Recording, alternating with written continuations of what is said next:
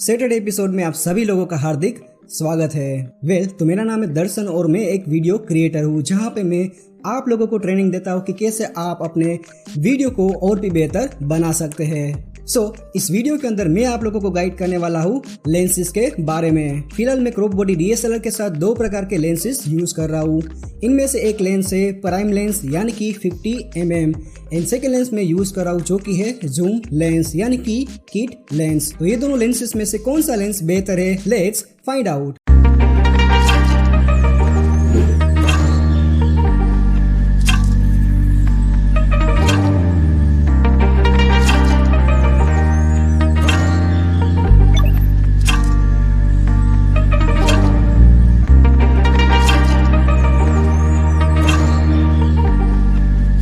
Specific rule नहीं होता है कि आपको इसी। तो दोस्तों यही वो दो लेंस है जिसको आज हम कंपेयर करने वाले हैं, जिसके अंदर एक यहाँ पे है किट लेंस एंड दूसरा यहाँ पे है प्राइम लेंस। तो चलिए सबसे पहले हम शुरुआत करते हैं यहाँ पे बिग ब्रदर से। दोस्तों सबसे पहले हम यहाँ पे बात करेंगे इस बिग ब्रदर के बारे में जो कि है 55 से लेके 250mm एक जूम लेंस, जो कि आप कोई भी कैमरा बॉडी के साथ ये आपको ऑप्शनली आप इसको खरीद सकते हैं। मतलब कि आप कोई भी कैमरा बॉडी जब परचेस करोगे तो आपको उसके साथ एक जो है किट लेंस मिलता है जो कि मोस्ट ऑफ केस के अंदर होता है 18 से लेके 55mm एंड जो दूसरा लेंस आपको ऑप्शनली वहाँ पे दिया जाता है जो कि होता है 55 से लेके 250mm जो कि है एक जूम लेंस, जिसको आप ऑप्शनली अगर आप खरीदना चाहते हो तो आप खरीद सकते हो या फिर आप उसको स्किप भी कर सकते हो। दोस्तों सबसे पहले हम बात करते हैं इसके फोकल लेंथ के बारे में। तो इसका जो फोकल लेंथ है वो दिया है यहाँ पे 55 से लेके 250mm, यानी कि आप इसके बीच में इसको आप जो है यहाँ से जूम इन या फिर जूम आउट यहाँ पे हम कर सकते हैं। बाय द वे दोस्तों इस लेंस का दूसरा नाम भी है जो कि हम इसको जानते हैं जूम लेंस के द्वारा, क्योंकि दोस्तों इसकी फोकल लेंथ को हम ज़्यादा अमाउंट में जो है यहाँ पे हम वेरी कर सकते हैं, इसलिए इसका जो नाम रखा है वो है जूम लेंस। अगर मैं दोस्तों इसके सेकंड पॉइंट के बारे में बात करूँ तो इसका फोकल लेंथ को हम यहाँ पे चेंज कर सकते हैं, यानी कि हम इसको वेरी कर सकते हैं, जो कि हमारा जो प्राइम लेंस है जिसकी फोकल लेंथ यहाँ पे 50mm है और यहाँ पे फिक्स है, जिसको हम यहाँ पे वेरी नहीं कर सकते। मगर जूम लेंस को हम जो है यहाँ पे इसकी फोकल लेंथ को 55mm से लेके 250mm तक हम वेरी कर सकते हैं, इसलिए इसको कहते हैं वेरिएबल फोकल लेंथ लेंस। दोस्तों अगर मैं बात करूँ इसके एपर्चर के बारे में तो यहाँ पे हम एपर्चर इसका चेंज कर सकते हैं 4 से लेके 5.6 तक, यानी कि जो है 55mm फोकल लेंथ के ऊपर यहाँ पे इसका एपर्चर रहेगा 4 एंड जब हम इसको जो है 250mm के ऊपर जो है ओपन कर देंगे तो यहाँ पे इसका जो एपर्चर जाएगा वो जाएगा 5.6 तक। दोस्तों अगर हम बात करें इसके डायमीटर के बारे में तो इसका जो डायमीटर है वो है 58mm, यानी कि ये जो डायमीटर है वो आपको तभी काम आएगा जब आप इसके लिए जो है यूवी फिल्टर या भी कोई भी दूसरा फिल्टर आप खरीदना चाहोगे तो आपको यहाँ पे जो है इसका डायमीटर को देख के आपको परचेस करना पड़ेगा। बाय द वे दोस्तों अगर मैं इसके वेट के बारे में बात करूँ तो इसका जो वेट है वो 3 से 4 टाइम जो है हमारे प्राइम लेंस से ज़्यादा है, यानी कि अगर आप इसको हाथ में अपने पकड़ोगे तो आपको यहाँ पे डेफिनेटली जो है ये लेंस आपको भारी लगेगा। दोस्तों अगर मैं बात करूँ इसके स्टेबिलाईजर के बारे में तो इस लेंस के अंदर आपको यहाँ पे इनबिल्ट स्टेबिलाईजर दिया जाता है जो कि आप यहाँ से उसको टर्न ऑन या टर्न ऑफ कर सकते हैं, यानी कि इस लेंस के ऊपर आपको यहाँ पे एक जो है बटन दिया है जिसके थ्रू आप इसका जो स्टेबिलाईजर है इसको आप ऑन कर सकते हैं या फिर आप अपने मुताबिक जो है इसको ऑफ भी कर सकते हैं। बाय द वे दोस्तों यहाँ पे अगर आप नोट करोगे तो यहाँ पे लिखा है EF-S लेंस, यानी कि यहाँ पे दो टाइप का आपको लेंसेस मिलता है कैनन के अंदर, जो कि है एक EF-S लेंस एंड दूसरा होता है EF लेंस। EF-S लेंस का मतलब होता है कि इस लेंस को आप जो है only and only crop sensor body के ऊपर आप यूज़ कर सकते हो, ना कि आप इसको जो है फुल बॉडी फ्रेम के ऊपर यूज़ कर सकते हैं। ऐसा नहीं है कि अगर आपको इस लेंस को जो है अगर आप फुल बॉडी के ऊपर आप यानी कि फुल फ्रेम बॉडी के ऊपर अगर आप इसको यूज़ करना चाहते हो तो आपको यहाँ पे कुछ जो है कॉम्प्रोमाइज़ या फिर कुछ जो है लिमिटेशन के साथ आप इसको जो है फुल फ्रेम बॉडी के ऊपर यूज़ कर सकते हैं। दोस्तों आप यहाँ पे अगर नोटिस करोगे तो आपको यहाँ पे जो है कुछ नंबर दिया है जो कि यहाँ पे है हमारा फोकल लेंथ, जो कि वेरी करता है 55 mm से लेके 250 mm तक। दोस्तों यहाँ पे आपको इस लेंस के ऊपर एक और जो है बटन दिया गया है, जो कि है ऑटो फोकस का बटन। इसको अगर आप यहाँ पे ऑन कर लोगे तो ऑटोमेटिकली जो है अपने सब्जेक्ट को ये जो है ट्रैक करेगा।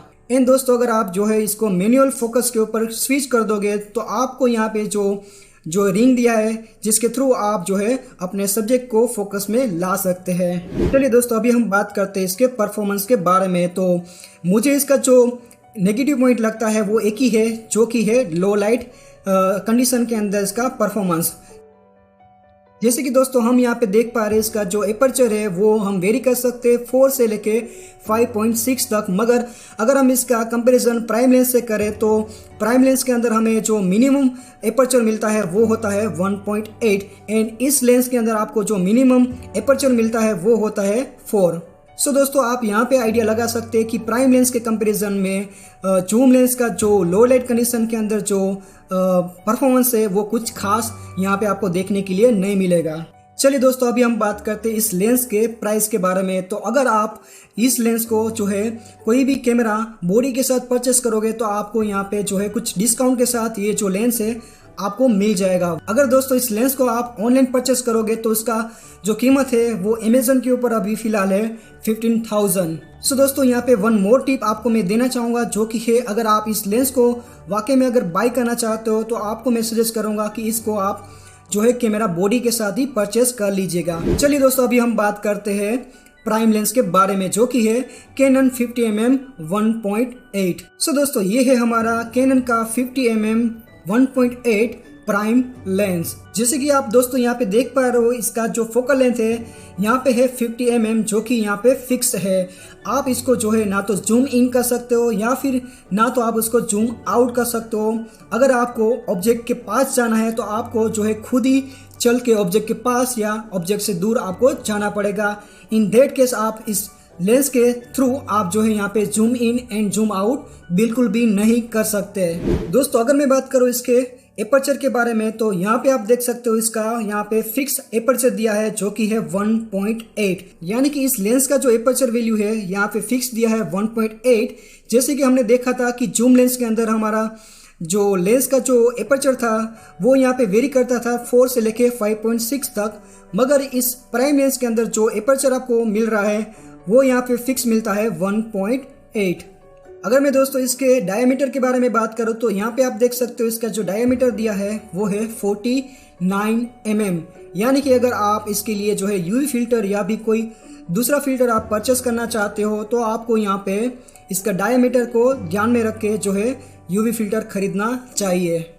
चलिए दोस्तों अभी हम बात करते हैं इसके वेट के बारे में। तो अगर आप इसको जो है अपने हाथों में पकड़ोगे तो आप यहाँ पे जो है महसूस करोगे कि इसका जो वेट है वो ना के बराबर है। सो दोस्तों यहाँ पे आप देख सकते हो कि हमारा जो प्राइम लेंस है वो यहाँ पे 2 से 3 गुना जो है स्मॉलर साइज में है हमारे जूम लेंस के कंपैरिजन में।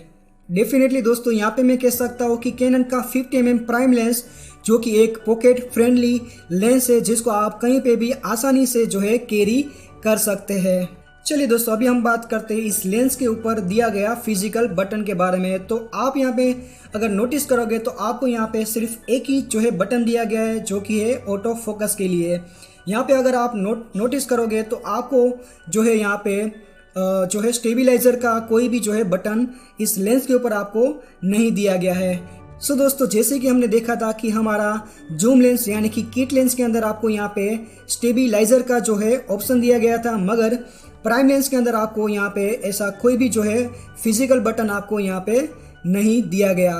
दोस्तों अगर मैं इसके माउंट के बारे में बात करूँ तो यहाँ पे आप देख सकते हो कि इस लेंस के ऊपर लिखा है कैनन EF लेंस, यानी कि आप इस लेंस को जो है फुल फ्रेम बॉडी के ऊपर यूज कर सकते हैं। यानी कि दोस्तों अगर आप इस लेंस को जो है फुल फ्रेम बॉडी के ऊपर यूज़ करना चाहते हो तो भी आप कर सकते हो, या फिर अगर आप जो है क्रॉप सेंसर बॉडी के ऊपर अगर यूज़ करना चाहते हो तो भी आप इस प्राइम लेंस का यूज़ कर सकते हैं। दोस्तों अगर मैं बात करूँ इस लेंस के परफॉर्मेंस के बारे में तो डेफिनेटली यहाँ पे मैं कह सकता हूँ कि इसका लो लाइट कंडीशन के अंदर जो परफॉर्मेंस है वो हमारे किट लेंस के कंपैरिजन में बहुत ही अच्छा है।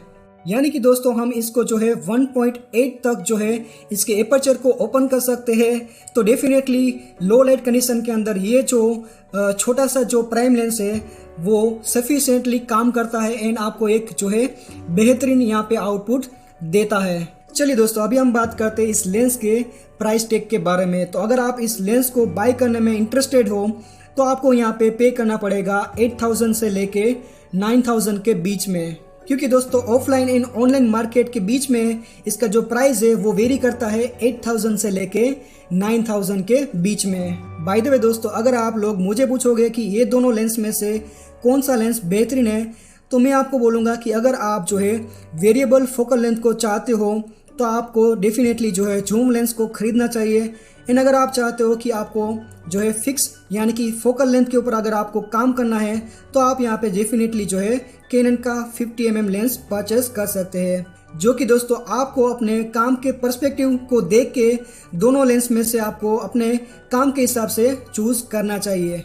आई होप कि आपको ये वीडियो जरूर से पसंद आया होगा। अगर वीडियो आप लोगों को पसंद आया है देन वीडियो को लाइक कर देना एंड चैनल को सब्सक्राइब कर देना।